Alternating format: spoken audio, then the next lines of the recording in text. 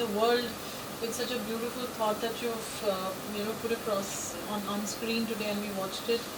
How did the whole concept how did it all happen? How did you start your journey? Thank you firstly for watching my film. It's a great honor to be able to show this film here in India. Me being from India, it's a great privilege. This film had premiered in New York, and I really was hoping that I'm able to share it with my people here in my home country, and it's absolute honor and pride to do that. So thank you firstly for that. And my journey started almost 8 years ago. There's a 8 to 9 years research behind this subject that I have been working on, and I wanted to try like a proof of concept. Am I able to handle a subject which is as delicate as this one? And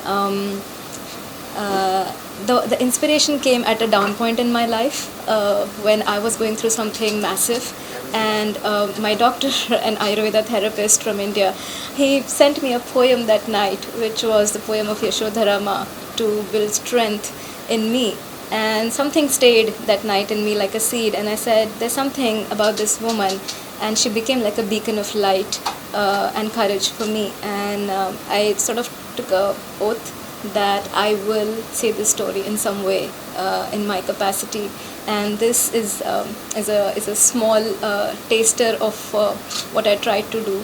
I would like to say the whole story. It's 100+ episodes, and I hope one of these interesting media houses will come forward and would want to put this on the screen. So I'm looking forward to doing that, and thank you all for seeing the film today. थोड़ा बताइए, how did you start your career? It's a long journey till now you've turned such a brilliant filmmaker.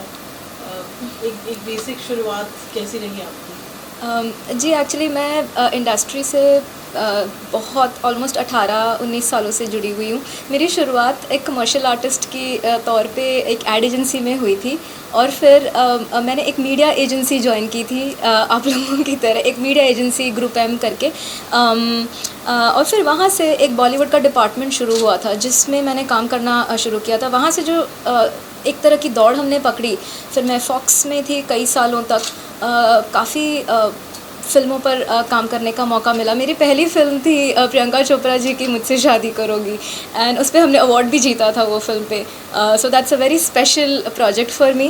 उसके बाद फिर हम सोनी में गए, रिलायंस में गए, काफ़ी सारे प्रोजेक्ट्स एंड स्टूडियोज़ के साथ में हमने काम किया. एंड जब इनके साथ मैं काम करती थी तो मुझे एक ऐसा था कि ये कहानियाँ बड़ी प्यारी होती, बहुत मतलब इन कहानियों में तो मतलब हमें भी कुछ कहानी कहनी है. तो वो कहानी कहने की जो चाहत थी, उसी के वजह से शायद ये डायरेक्शन का कोर्स करके अब हम डायरेक्शन की ओर बढ़ रहे हैं. नेहा, आपने film marketing you know all the aspects of film making. आप सबसे ज़्यादा खुद क्या एंजॉय करते हैं? कितना चैलेंजिंग आपको लगता है फिल्म मेकिंग का हर department? This is for all the film makers who want to really get out there and get inspired. And I think सबसे चैलेंजिंग तो ये है जो अभी हो रहा है मेरे सामने. कैमरा पकड़ करके खड़े रहना सैटरडेज़ को, संडेज़ को, दिन में, रात में, पूरा समय कि कुछ ऐसी कहानी जो हो रही है दुनिया में उससे हमें बाहर लाना है. ये जो चाहत है यही आई थिंक हमें फिल्म मेकर बनाती है. बिकॉज ये जो स्टोरीज़ है जो हम सुनते हैं, we want to bring the stories out. हम ये कहानी किसी तरह कहना चाहते हैं, और वही पैशन हमें आगे बढ़ाता रहता है. आई वुड से every department is equally important. आज मार्केटिंग ले लीजिए, बिना मार्केटिंग के आप फिल्म बनाएं किसी को पता नहीं आपने फिल्म बनाई है. आज आप प्रोडक्शन ले लीजिए, अगर प्रोडक्शन सही नहीं है तो क्वालिटी ख़राब दिखेगी. सो हर डिपार्टमेंट की अपनी अहमियत है, लेकिन सबसे अहम है कि आप वो कहानी ऑडियंस के दिल को छू जाए. सो सबसे अहम वही बात है कि आपकी कहानी में क्या ऐसी बात है जो ऑडियंस के दिल को छू सके. तो शूट करना, professionally to make a film, you shot the entire film in New York. जी ऑनेस्टली पहले जब मैं फ़िल्म शूट कर रही थी, मैं ये फ़िल्म जयपुर में शूट करने वाली थी. मैं खुद राजस्थान से बिलोंग करती हूँ, और वहाँ पे हमारे कनेक्शंस थे कुछ पैलेसेस में वगैरह. हम ओरिजिनली वहाँ शूट करने वाले थे, but because of monsoon season India में हमने सोचा अब नहीं हो पाएगा, 3 महीने का ब्रेक हम नहीं ले सकते. तो हमने पूरा का पूरा सेटअप न्यूयॉर्क में करने का सोचा. एंड कुदरत का करिश्मा कहूँगी, बिकॉज स्नग हार्बर करके एक जगह है न्यूयॉर्क में जो कि बिल्कुल पुराने ज़माने की, लाइक आप नेपाल में चले जाएँ या जहाँ बुद्धा का बर्थ हुआ है, बिल्कुल वैसी ही फील है हमें वो जगह पे मिल गई. So I would say it was a blessed project. हमें काफ़ी सपोर्ट मिला न्यूयॉर्क गवर्नमेंट से भी. हमने सेंट्रल पार्क में शूट किया, स्नग हार्बर में शूट किया. चैलेंजिंग तो बहुत रहा बिकॉज़ यहाँ पर ना अपने देश में बात अलग है. एक फ़ोन करो सारे लोग आ जाते हैं हेल्प करने. वहाँ पर में आप कुछ भी हो, आप एक इंटरनेशनल विज़िटर, टूरिस्ट, स्टूडेंट जो भी उस माध्यम से देखे जाते हो. सो चैलेंजेस काफ़ी रहते हैं इवन कम्युनिकेशन में, क्योंकि हमारे देश में भी कईयों को बुद्धा और उनकी वाइफ़ की पूरी कहानी नहीं पता. तो वहाँ तो बहुत बड़ी बात थी. वहाँ कई लोगों को पता ही नहीं था कि उनकी वाइफ़ है. तो काफ़ी चैलेंजेस रही, लेकिन मैं कहूँगी काफ़ी सपोर्ट भी रहा बिकॉज़ आई थिंक प्रोजेक्ट होना था. आप रिसेंटली भी नेपाल से भी one lot of accolades. You recently come back also, traveling with the film all over the world, not just India. जी. What do you have to say about that? जी honestly again ये blessing है because ये film का premiere हमने New York में किया नवंबर में. फिर दिसंबर ये फ़िल्म ऑनलाइन चली फिल्म फेस्टिवल फ्लिक्स के थ्रू जो वर्ल्ड वाइड अवेलेबल थी. जनवरी में हमने टिबेटन म्यूज़ियम करके एक जगह है न्यूयॉर्क में, उन्होंने इनवाइट किया फ़िल्म को. फिर उसके बाद हम जैन टू फेब यूरोप में रहे क्लेरमोफेरैंड फिल्म फेस्टिवल में, शॉर्ट फिल्म मार्केट में.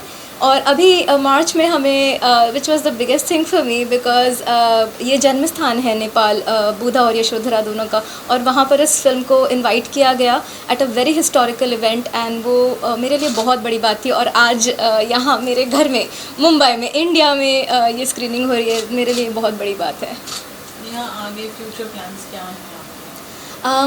फ्यूचर प्लान्स देखिए, एक तो मैं ये कहानी आगे ले जाना चाहूँगी but I want to take it forward with a right partner. इसके अलावा हमारा लाइनअप है, फीचर फिल्म्स हो रहे हैं. एक डॉक्यूमेंट्री है जो हमने शूट करी है. It has I think 120 people from various parts of the world. उसमें दीपक चोपड़ा हैं, साध्वी भगवती सरस्वती जी हैं इंडिया से, मू जी हैं, बहुत सारे world spiritual leaders, teachers, Hollywood, Bollywood, हर जगह से लोग हैं उसमें. वो इस साल 2023 में हम रिलीज़ करेंगे. और फिर हम कुछ बॉलीवुड प्रोजेक्ट्स चालू कर रहे हैं अमेरिका में, feature film projects. So I think हम आपके लिए कुछ इंटरेस्टिंग प्रोजेक्ट्स लाते रहेंगे. चलते चलते नेहा क्या मैसेज देंगे आप? मैं सिर्फ यही कहूँगी कि हम सब यहाँ एक्टर्स हैं, एक तरह से कोई ना कोई रोल निभा रहे हैं.